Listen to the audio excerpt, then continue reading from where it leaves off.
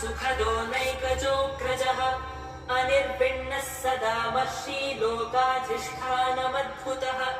सनातनतमः कपिलः कविरव्ययः स्वस्तिदः स्वस्तिकृत् स्वस्तिः स्वस्तिभुः स्वस्ति दक्षिणः अरौद्रः कुण्डली चक्री विक्रम्योर्जितशासनः शब्दारिगः शब्दसः शिशिरः शर्वरीकरः अक्रूरः पेशलो दक्षो दक्षिणः क्षविणाम्बरः विद्वत्तमो वीतभयः पुण्यश्रवणकीर्तनः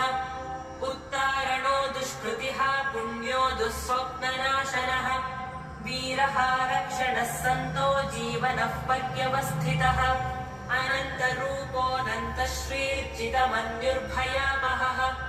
चतुरश्रो गभीरात्मा विदिशो व्यादिशो दिशः